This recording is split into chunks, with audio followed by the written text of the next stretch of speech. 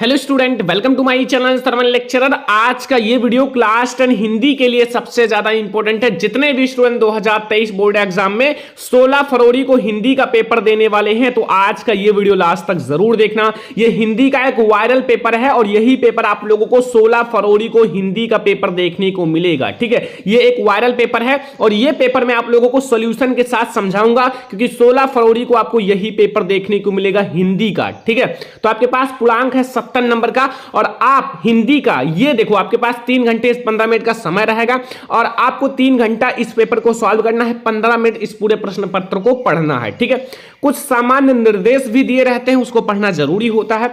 जैसे प्रारंभ के 15 मिनट पर साथी को प्रश्न पत्र पढ़ने के लिए दिया जाता है। यह प्रश्न पत्र खंड आ और बा में विभाजित है। खंड आ में सभी बहुविकल्पीय प्रश्न है जिसका आंसर ओएमआर सीट पर देना है। ठीक है, और खंड आ जो है 1 घंटे के लिए निर्धारित है, 1 घंटे में करना है। और खंड आप लोगों को जो बा वाला है उसको आप लोगों को 2 घंटे में। कुल मिला के आपके पास 3 घंटे रहेंगे समय, 15 मिनट इस प्रश्न पत्र को पढ़ना है। ठीक है, और प्रत्येक प्रश्न के सम्मुख उनके अंक निर्धारित हैं। अब देखो, सबसे पहले आपको बहुविकल्पीय प्रश्न बोर्ड एग्जाम में देखने को मिलेगा। ठीक है, इसमें जितने भी ऑब्जेक्टिव क्वेश्चंस हैं वो मोस्ट इंपॉर्टेंट हैं। तो सबसे पहले बहुविकल्पीय प्रश्न रहेगा, 1-1 नंबर के सारे ऑब्जेक्टिव क्वेश्चंस रहेंगे। ठीक है, तो पूरा सॉल्यूशन समझिए। 20 नंबर का ऑब्जेक्टिव रहेगा। प्रश्न नंबर फर्स्ट है कि बाबू गुलाब राय किस युग के लेखक हैं? बाबू गुलाब राय किस युग के लेखक हैं? ऑप्शन नंबर आपका फर्स्ट है भारतेंद्र युग, सेकंड है द्विवेदी युग, थर्ड है शुक्ल युग या शुक्लांतर युग। तो बाबू गुलाब राय बच्चों किस युग के लेखक हैं?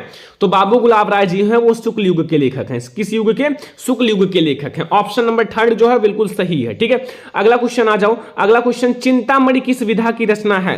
चिंतामणि किस विधा की रचना है? पूरा समझ कर जाना पेपर। अगर आप हिंदी में 90% नहीं लाओगे तो देख लेना, यही पेपर देखने को मिलेगा। ठीक है, और आपके ऑप्शन नंबर फर्स्ट है निबंध, सेकंड है कविता, थर्ड है नाटक एंड 4 है कहानी। तो चिंतामणि जो है वो निबंध विधा है। किस विधा पर आधारित है? निबंध विधा पर। सारा क्वेश्चन तैयार कर लो अभी फटाफट। ठीक है, क्वेश्चन नंबर 3 है, ठीक है, कि गबन किसकी रचना है? गबन जो है वो किसकी रचना है? ऑप्शन नंबर फर्स्ट है मुंशी प्रेमचंद्र, जयशंकर प्रसाद, निराला या हरिकृष्ण प्रेमी। तो बच्चों आपको ये बताना है कि जो गबन है, गबन ये किसकी रचना है?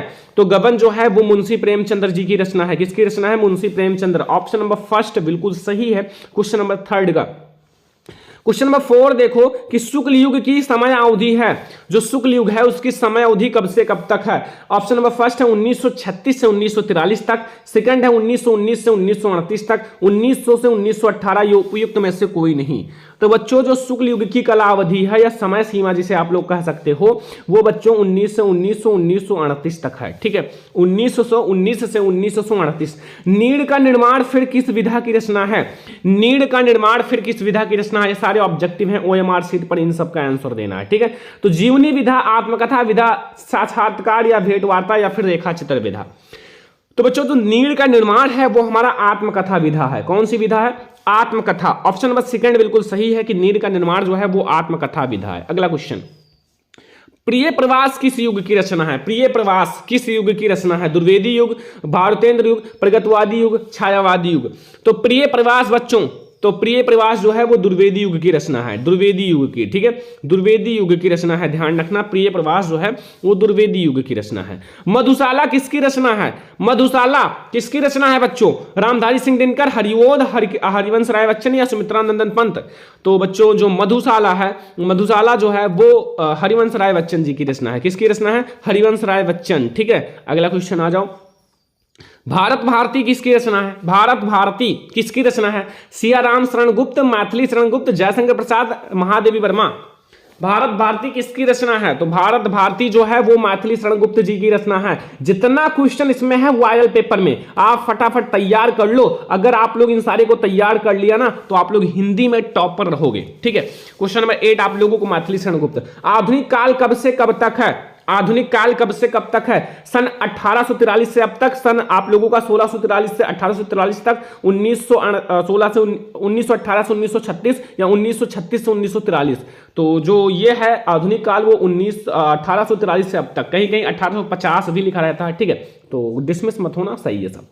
मतीराम किस युग के कवि हैं? मतीराम, मतीराम किस युग के कवि हैं? आधुनिक काल के, आदिकाल के, भक्ति काल के, रीति काल के। Question number 10, Matiram. तो मतीराम जो है वो रीति काल के कवि हैं। किस युग के? रीति काल के कवि हैं। ठीक है, मतीराम रीति काल के कवि हैं। क्वेश्चन नंबर 10 तक समझ में आ गया ना, कोई दिक्कत नहीं होगा। क्वेश्चन नंबर 11, हास्य रस का स्थायी भाव है। हास्य रस का स्थायी भाव क्या है? शोक है, रति है, हास है, निर्वेद है। तो हास्य का मतलब होता है हंसना, और हंसना का होता है हास। जहां हास हो वो आपका हास्य रस का स्थायी भाव हो जाएगा। ठीक है, समझ में आ गया ना। अगला क्वेश्चन आ जाओ, क्वेश्चन नंबर 12, सोहत ओढ़े पीठ पटु श्याम सलोने गात मनो नीलमणि शैल पर आपत्ति प्रिय प्रभात में उपयुक्त में से कौन सा अलंकार है? अलंकार बताना है बच्चों, 1 नंबर मिल जाएगा तुरंत। उपमा अलंकार, उत्प्रेक्षा अलंकार, रूपक अलंकार, श्लेष अलंकार। आपको यह बताना है कि इसमें कौन सा अलंकार है। इसमें आपका मनोह शब्द आ गया, इसलिए हमारा ये उत्प्रेक्षावाचक शब्द है, इसलिए हमारा उत्प्रेक्षा अलंकार हो जाएगा। अगला क्वेश्चन आ जाओ, क्वेश्चन नंबर हमारा है 13, रोला छंद में कुल कितने चरण होते हैं? रोला में कितने चरण होते हैं? फटाफट से बताओ भाई, रोला में कितने चरण होते हैं? चरण बताना है। ठीक है, 3, 2, 4, 5। तो भैया इसमें 4 चरण होते हैं। कितने? 4 चरण होते हैं। ठीक है, आकर्षण शब्द में किस उपसर्ग का प्रयोग किया गया है? आकर्षण शब्द में किस उपसर्ग का प्रयोग किया गया है? वी, मान, अक, आ। तो बच्चों आकर्षण में जो है वो बड़ा आ, यानी कि बड़ा आ आगे जुड़ा हुआ है ना आकर्षण में, तो 1 नंबर मिल जाएगा तुरंत। प्रॉब्लम नहीं है कोई, अगर आप लोग समझ के पढ़ते हो तो इसमें कुछ भी है नहीं। हिंदी बहुत ज़्यादा आसान है। मैं आपको जितनी वीडियो, जितने मॉडल पेपर प्रोवाइड कर रहा हूँ, सॉल्व कर लेना यार, हिंदी में आप टॉपर रहोगे। ठीक है, और सब्जेक्ट भी पढ़ा रहा हूँ, तो लाइक करो, शेयर करो। ठीक है, चैनल पर आप सब्सक्राइब कर लो, क्योंकि सारे सब्जेक्ट की तैयारी अच्छे से होगी। प्रत्यय के कितने भेद हैं? प्रत्यय के कितने भेद हैं बच्चों? तो प्रत्यय के हमारे कितने? 2, 5, 6, 3। तो प्रत्यय के कुल 2 भेद होते हैं। कितने? 2 भेद होते हैं। ठीक है, अगला क्वेश्चन आ जाओ, पीतांबर में कौन सा अलंकार है? पीतांबर में कौन सा अलंकार है? तो इसमें बहुव्रीहि समास है। ठीक है, सॉरी समास बताना है, समास। वैसे आपके बोर्ड एग्जाम में 2 ही समास है, एक द्विगु समास है, एक है द्वंद्व समास। तो भाई द्वंद्व या द्विगु में से ही आएगा, इससे बाहर नहीं आएगा। ठीक है, तो अगला देखो, आंसू का तत्सम रूप है। आंसू का तत्सम रूप अश्रु। क्या होता है? अश्रु। ये सारे वायरल प्रश्न हैं, जरूर तैयार करके जाना अगर हिंदी में 90% लाना है। अगला क्वेश्चन, यण संधि का सूत्र है। यण संधि का सूत्र क्या है बच्चों? यण संधि का सूत्र, ठीक है, आदगुण, अक सर्वेणम दीर्घा, या इकोणाच, या फिर वृद्धि रेची। तो बच्चों यण संधि का सूत्र क्या है? यण संधि का सूत्र है इकोणाची। ठीक है, ये हमारा क्वेश्चन नंबर 3 बिल्कुल सही है। अगला क्वेश्चन आ जाओ, फलस्य शब्द का वचन एवं विभक्ति है। फलस्य शब्द का वचन एवं विभक्ति, षष्ठी विभक्ति एक वचन, सप्तमी विभक्ति द्विवचन, षष्ठी विभक्ति बहुवचन, या फिर चतुर्थ विभक्ति बहुवचन। फलस्य शब्द का बताना है। फलस्य, तो फलस्य का बच्चों होगा षष्ठी विभक्ति एक वचन। क्या होगा? षष्ठी विभक्ति एक वचन। ऑप्शन नंबर फर्स्ट बिल्कुल सही है। अगला क्वेश्चन आ जाओ, आपठट का वचन एवं रूप है। आपठट धातु का वचन एवं रूप है। तो आपठट जो है वो प्रथम पुरुष एक वचन है। क्या है? प्रथम पुरुष एक वचन। ऑप्शन नंबर सेकंड बिल्कुल सही है। ठीक है, तो ये 20 ऑब्जेक्टिव जो एमसीक्यू वायरल पेपर में से हैं बच्चा, वो मैंने आपको बता दिया। अब आप लोग तैयार कर लेना, मैंने आंसर भी बता दिया।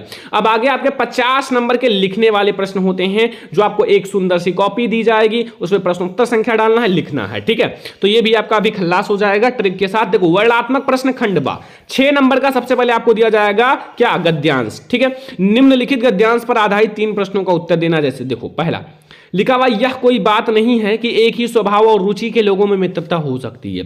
समाज में विभिन्नता देखकर लोग एक दूसरे को आकर्षित हो जाते हैं। इतना रेखांकित आंसर। ठीक है, जो गुण हम में नहीं है, हम चाहते हैं कोई ऐसा मित्र मिले जिसमें वो गुण हो। चिंताशूल मनुष्य जो है प्रफुल्लित चिंतन का साथ ढूंढता है, और निर्बल बली का और धीर उत्साही का।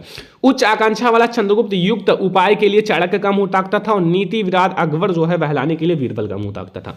बच्चों, इसमें मित्रता शब्द का प्रयोग किया गया है। तो बचाओ किस चैप्टर से लिया गया है? मित्रता पाठ से लिया गया है ना, जिसके लेखक कौन है? आचार्य रामचंद्र शुक्ल जी हैं। तो बच्चा गद्यांश तो खत्म। ठीक है, आप लोगों का उपयुक्त गद्यांश का संदर्भ लिखो। आप लोग लिख देना, पाठ का नाम आपका है मित्रता, लेखक का नाम है रामचंद्र शुक्ल जी, आचार्य रामचंद्र शुक्ल जी। ठीक है, तो ये आपका गद्यांश का संदर्भ खत्म। रेखांकित अंश की व्याख्या, रेखांकित अंश की व्याख्या यहां से लेकर यहां तक है। ठीक है, आप लोग देखो, इसको ध्यान से पढ़ना। लिखा हुआ है, यह कोई बात नहीं कि एक ही स्वभाव और रुचि में मित्रता हो सकती है। समाज में विभिन्नता देखकर भी लोग एक दूसरे को आकर्षित हो जाते हैं। देखो, मित्रता के बारे में जो भी जानो लिख डालो। ठीक है, कम से कम आप आधा पेज, 1 पेज लिख डालो मित्रता के बारे में। यार एग्जामिनर आपको पूरा नंबर देगा, हैंड राइटिंग सही होना चाहिए। ठीक है, फिर अब देखो, लेखक के अनुसार समाज में विभिन्नता देखकर लोग एक दूसरे को आकर्षित क्यों हो जाते हैं। बस ये 3 क्वेश्चन का आंसर देना है। तीनों का आप लोग बहुत ज्यादा आसानी से दे सकते हो। ये इसी गद्यांश में मिल जाएगा इस क्वेश्चन का आंसर। तो आप लोगों का 6 नंबर फिक्स। अगला देखो यहां अठवां, आप लोग वो नहीं आता तो इसको करो। देखो, हे भगवान तब के लिए विपद के लिए इतना आयोजन, परमपिता की इच्छा के विरुद्ध इतना साहस, परमपिता या फिर पिताजी क्या भीख नहीं मिलेगी, क्या कोई हिंदू भूपृष्ठ पर जीवित नहीं बचा रह जाएगा जो ब्राह्मण को 2 मुट्ठी अन्न दे सके, यह असंभव है, फेर दीजिए पिताजी, मैं कांप रही हूं, उनकी चमक आंखों को अंधा बना रहा है। ठीक है, अब ये बताओ किस चैप्टर से लिया गया है, फटाफट से बताओ। सारे बच्चों को पता होगा ये आप लोगों को, क्योंकि ये बहुत ज्यादा इंपॉर्टेंट, अभी आपको पता चल जाएगा। देखो क्वेश्चन में आ जाओ, अगर नहीं पता चल रहा देखो, उपयुक्त गद्यांश का संदर्भ लिखो, गद्यांश का रेखांकित अंश की व्याख्या, ममता द्वारा किस कार्य को ईश्वर के विरुद्ध बताया गया, तो ममता पाठ आ गया ना, ममता, तो ममता मतलब ममता चैप्टर, इसके लेखक कौन है, जयशंकर प्रसाद, जयशंकर प्रसाद जी ना, तो ये भी खत्म आपका रेखांकित अंश की व्याख्या करने। देखो उपयुक्त गद्यांश का संदर्भ, तो पाठ का नाम आपको पता चल गया ममता, लेखक का नाम क्या है, जयशंकर प्रसाद, बस गद्यांश का संदर्भ हो गया। रेखांकित अंश की व्याख्या आपको यहां से यहां तक करना है, छोटा सा है, इसी को थोड़ा बढ़ा चढ़ा कर दो। ठीक है, और ममता द्वारा किस कार्य को ईश्वर के विरुद्ध बताया गया है। ठीक है, तो आपको पता होगा कि मतलब जो सोने का थाल उनके पिताजी ले रहे थे, तो उन्हीं को देखकर ममता जी उनको ईश्वर के विरुद्ध बता रही हैं, तो बहुत ज्यादा आसान होता है, इसी में आपको मिल जाएगा आंसर। तो ये हो गया गद्यांश। 6 नंबर आप दोनों में से कोई एक करना, 6 नंबर मिल जाएगा। और मैंने बताया भी था ममता और मित्रता चैप्टर इंपॉर्टेंट है, देख सकते हो दोनों पार्ट से आ गया, ममता और मित्रता मैं कितनी बार बताया हूं। ठीक है, अगला देखो 6 नंबर का है पद्यांश। दिए गए पद्यांश का आपको 3 क्वेश्चन भी है, लिखना है। लिखा हुआ, चरण कमल बंदो हरिराई, जाकी कृपा पंग गुण लंघे, अंधे को सब कुछ दर्शाई, बहिरो सुने गूंगी पुलिमों ने, रंग चले सिर सत्यदाई, सूरदास स्वामी करना बार बार बंद होती पाई। देखो ये सूरदास जी जो पद लिखते हैं ना, उसमें अपना नाम जरूर लिखते हैं। ठीक है, सूरदास, तो ये सूरदास इसके रचयिता हैं। ठीक है, और पाठ का नाम है पद। मैंने बताया पद चैप्टर बहुत ज्यादा इंपॉर्टेंट, धनुष भंग वन पद पर, भक्ति नीति, ये सब बहुत ज्यादा इंपॉर्टेंट है, तो उसी से देखो बोर्ड एग्जाम में आता भी है, देख लो पेपर में। ठीक है, 6 नंबर का है, और आपको ये पद वाले चैप्टर से लिया गया जिसके रचयिता है सूरदास जी। तो आपको रेखांकित अंश की व्याख्या तो बहुत छोटा है, बहिरो सुने गूंगी पुलिमों ने, रंग चले सिर छत्रधारी। गद्यांश का संदर्भ आप लोगों को पता चल गया, पाठ का नाम है और आपको कवि का नाम है सूरदास। और रेखांकित अंश की व्याख्या देखो यहां, बहिरो सुने गूंगी पुलिमों ने, रंग चले सिर छत्रधारी, यानी कि श्री कृष्ण की कृपा से जो बहिरा व्यक्त होता है वो दोबारा सुनने लगता है। ठीक है, और जो मतलब गूंगा व्यक्त होता है वो दोबारा बोलने लगता है, और जो दरिद्र व्यक्त होता है उसके सिर पर छत्र धारण कर लेता है। ऐसे करके आप बना के लिख देना। ठीक है, उपयुक्त गद्यांश आपका पंक्ति में अलंकार। अगर आपको ये नहीं आता तो आगे आओ। 8वां आप ये करो, सुनि सुंदर बैन सुधारक, साने हैं सानी जानकी जानी भली, तिरछे करी नैन दैसैन समुझाई, कछ मुस्काएं चली, और तुलसी ते अवसर से ही रामे अवलोकत लोचन, लाह अली अनुराग तराग में भानु उदय बिकसी मन मंजुल कंज गली। ठीक है, देखो अब इसमें देखो तुलसीदास जी भी अपना नाम लगभग लिख देते हैं, तुलसीदास। तो तुलसीदास ये आपके कवि हैं, और ये हमारा वन पथ पर यानी कि धनुष भंग वन पथ पर, लेकिन आपका वन पथ पर शीर्षक से लिया गया है। ठीक है, तो बस आपका ये हो गया। देखो आसान होता है, कुछ नहीं होता, ये आपको 2 लाइन का आपको रेखांकित अंश की व्याख्या करना है। यहां देखो उपयुक्त गद्यांश का संदर्भ लिखो, मैंने पाठ का नाम बता दिया क्या है, धनुष भंग वन पथ पर, और इसका आपको कवि का नाम क्या है, तुलसीदास। रेखांकित अंश की व्याख्या 2 लाइन का व्याख्या करना। अनुराग तड़ाक तथा मंजुल कंज कली में कौन सा अलंकार है, तो अनुराग तड़ाक देखो इसमें तो मंजुल कंज कली, ठीक है, इसमें का मान यानी कि आपका अनुप्रास अलंकार है। और आगे आपका ये अनुराग तड़ाक में आई होप कि अलंकार देख लेना, वैसे आसान है। अगला देखो लिखा हुआ है, दिए गए संस्कृत गद्यांश में किसी एक का संदर्भ हिंदी अनुवाद। 5 नंबर का मैंने बताया वाराणसी चैप्टर मोस्ट इंपोर्टेंट है, भारतीय संस्कृति मोस्ट इंपोर्टेंट है, तो वहीं से आता है। देखो ऐसा नगरी भारतीय संस्कृति संस्कृत भाषायाम केंद्रम स्थली अस्ति इत एवं संस्कृत भाषाम संस्कृत आलोकम, ठीक है, आलोक सर्वत्र प्रसिद्ध मुगल राजा युरोजा दारासिको अज्ञात भारतीय दर्शनम शास्त्रम अध्ययनम आक्रोत, ठीक है, एंड तसेनम ज्ञानम तथा प्रभाविता अभवत यत तेन विषादम अनुवादम फारसी भाषाएं करिता। ये आपका वाराणसी चैप्टर से लिया गया है, मैंने बताया वाराणसी चैप्टर से इंपॉर्टेंट है, इसका आप लोग लिख देना। ठीक है, वो नहीं आता तो इसको लिखो। ठीक है, समझ में आ गया, कोई एक करना है। अगला देखो, अब आपको पद्यांश भी कोई एक करना है, ये दोनों मैंने पढ़ा रखा है भाई, दोनों। ठीक है, कई बार दिए गए संस्कृत पद्यांश में किसी एक का संदर्भ लिखो। 5 नंबर का संदर्भ प्रसंग व्याख्या देखो, मानवम हित्वम प्रिय भवति, क्रोधम हित्वम न सोचति, कामम हित्वम भवति, लोभम हित्वम सुखी भवेत्। अगर देखो सर्वे भवन्तु सुखिनः सर्वे सन्तु निरामयाः सर्वे भद्राणि पश्यन्तु मा कश्चित् दुर्भागः भवेत्, ये तो बहुत ज्यादा आसान है। ठीक है, ये आएगा ही आएगा, मैं कह देता हूं, ये पेपर ऐसा पेपर है कि आपको 70 में 50 नंबर देकर जाएगा।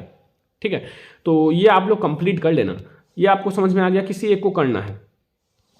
खंड काव्य बच्चों हर एक जिले का अलग अलग होता है, तो मैंने बता रखा है, आई होप नहीं बताया होगा तो बता दूंगा, ठीक है। खंड काव्य देखो हर एक जिले का अलग अलग है।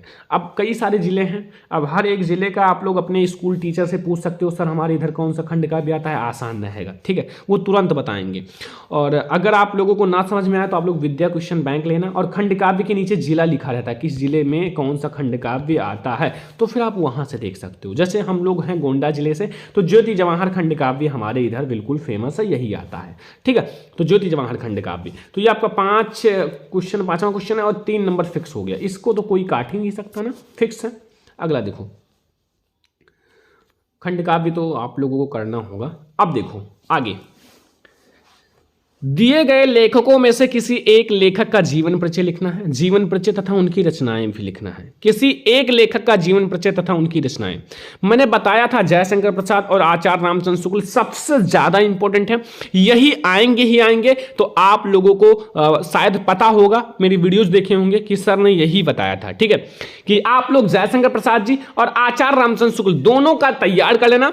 ये दोनों आपको बोर्ड एग्जाम में देखने को मिल सकते हैं, किसी एक को करना रहता है, ठीक है। तो आप लोग इसको देख लेना, बहुत ज्यादा इंपॉर्टेंट है। अगर आपको ये 5 नंबर फिक्स करना है तो ये 2 से 3 जीवन परिचय याद कर लो, 2 जीवन परिचय नीचे वाला याद कर लो, आप 5 नंबर करके आओगे, फिक्स है, फिक्स है, एक भी नंबर नहीं कटेगा, ध्यान रखना। तो दिए गए लेखकों में से किसी एक का जीवन परिचय आपको लिखना है, ठीक है। अगला देखो, किसी एक कवि का जीवन परिचय आप लोगों को लिखना है। दिए गए कवियों में से किसी एक का जीवन परिचय आपको देते हुए एक प्रमुख आप लोगों को रचना लिखना है, ठीक है, एक प्रमुख रचना, 5 नंबर। अब मैंने आपको बताया था बच्चों, महाकवि सूरदास और तुलसीदास, इन दोनों का मैंने बताया था इंपॉर्टेंट है, ठीक है। और कभी कभी महादेवी वर्मा को बताता था, कभी कभी सुमित्रानंद पंत को बताता था। तो देखो पेपर में वही आ रहा है जो मैंने बता रखा है, इसीलिए मैं आपको कह रहा हूं जो मैं पढ़ा रहा हूं उसको पढ़ो। 90% 95% अगर हिंदी में छापना है तो 16 फरवरी को, ठीक है। तो 5 नंबर आपका कवि का और 5 नंबर लेखक का फिक्स, 10 नंबर आपका तो कहीं नहीं गया। अब आपको एक श्लोक लिखना है, अपनी पाठ्य पुस्तक में से कंठस्थ किया हुआ कोई श्लोक, 2 नंबर। देखो कम से कम 3 श्लोक याद कर लो, 2 तो आपके पद्यांश में ही आ जाते हैं, संस्कृत पद्यांश में, ठीक है, कि आप इसका संदर्भ प्रसंग व्याख्या लिखो। अब जो अदर आप एक याद करोगे वो आप लोग यहां छाप देना, ठीक है, क्योंकि जो प्रश्न पत्र माने ना हो उसी को लिखना है। 4 नंबर का आप लोगों का आएगा, ये बहुत ज़्यादा आसान कर दिया है। 2 आप लोगों को प्रश्नों का उत्तर देना है संस्कृत में। भारतीय संस्कृत में मूलम किम आसीत, और पुरुराजा का आसीत, चंद्रशेखर का आसीत, वीरा केन पूज्यते, वीरा वीरण पूज्यते, चंद्रशेखर एक देशभक्ता क्रांतिकारी आसीत। ऐसे करके आप बहुत ज़्यादा आसान कर सकते हो, ठीक है। और ये हो गया बच्चों 4 नंबर का, ठीक है। 10 से 15 याद कर लो, हो जाएगा काम, इससे बाहर नहीं आएगा। निम्नलिखित में से किसी एक विषय पर निबंध लिखना है, 9 नंबर। निम्नलिखित में से किसी एक विषय पर आपको निबंध लिखना है।